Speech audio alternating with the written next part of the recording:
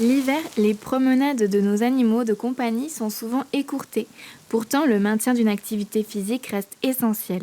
Le podcast de 30 millions d'amis vous donne quelques idées pour les divertir au sec et au chaud.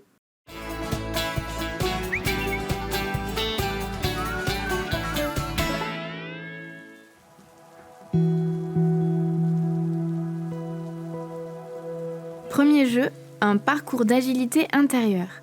Pourquoi ne pas organiser avec ces meubles un petit parcours pour occuper ces chiens ? Coussins, chaises, tabourets et tables pourront vous aider à transformer votre salon en véritable terrain d'agilité. Disposez ces éléments pour en faire un parcours, puis incitez votre chien ou votre chat à vous suivre. Si besoin, motivez-le à l'aide de quelques friandises bien placées. Votre animal se dépensera en se concentrant sur les obstacles à contourner ou à franchir, tout en courant partout comme un petit fou. Jeu numéro 2, des énigmes gourmandes. Les distributeurs de croquettes amusent les animaux qui tentent d'en extraire la nourriture. Ils leur permettent également de retrouver leur geste inné de recherche de nourriture, de pratiquer une activité physique, mais aussi de manger plus lentement, sans excès, ce qui permet d'éviter l'embonpoint. Attention toutefois à ne pas jouer trop souvent ou à faire durer le jeu trop longtemps, au risque que cela devienne une torture, surtout s'il a faim.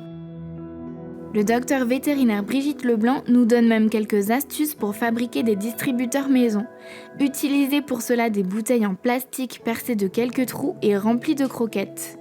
Il est également possible de proposer à votre animal des petits tours gourmands en cachant une friandise sous un gobelet parmi d'autres qu'il lui faudra trouver ou dans une boîte qu'il devra ouvrir.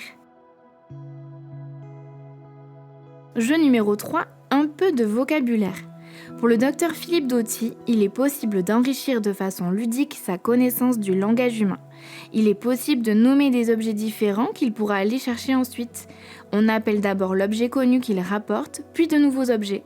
Il se fera un plaisir de rapporter celui qui aura été demandé.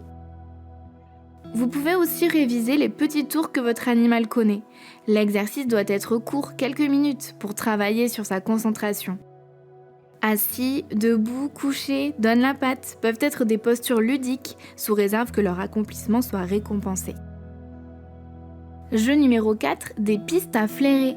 Comme le conseille le docteur Brigitte Leblanc, vous pouvez proposer à votre animal des recherches au flair en disséminant des friandises dans votre domicile. Plus difficile ensuite, faites le même exercice avec un jouet que vous lui montrez avant de le cacher. Attendez quelques secondes, puis demandez-lui de retrouver l'objet. Pour corser l'exercice, vous pouvez cacher le jouet, sortir votre chien une dizaine de minutes pour sa promenade et voir s'il déniche l'objet tout de suite en rentrant. Un moyen de travailler sa mémoire à moyen terme. Jeu numéro 5, une partie de cache-cache. Allez vous cacher dans une pièce et demandez à votre chien de venir vous chercher. Pour compliquer le jeu, éteignez la lumière. À chaque fois qu'il vous trouve, félicitez-le. Les chats aussi aiment ce jeu. Se cacher et s'immiscer dans les endroits les plus inaccessibles sont des comportements ancrés dans la nature du chat. Vous pouvez donc le laisser entrer régulièrement dans les placards avant d'aller le surprendre dans sa cachette. Mais pour que vos animaux combattent l'ennui et libèrent leur excitation, le tout sans danger, quelques précautions s'imposent. Tout d'abord, variez les jeux d'un jour à l'autre en veillant à ce que les séances n'excèdent pas une quinzaine de minutes. Ensuite, assurez-vous que les chiens et chats ne se blessent pas dans l'enthousiasme. Les jeux doivent toujours les ménager. Enfin, n'oubliez pas de récompenser votre animal par des friandises et des caresses. Comme le rappelle le docteur vétérinaire Philippe Dauty, les jeux valorisent notre animal et lui témoignent notre affection.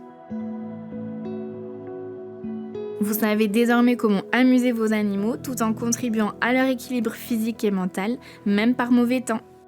Si ce podcast vous a plu, n'hésitez pas à visiter notre site 30millionsdamis.fr pour découvrir d'autres conseils et rendez-vous sur nos réseaux sociaux X, Facebook, YouTube, TikTok et Instagram. Merci pour votre écoute et à très vite.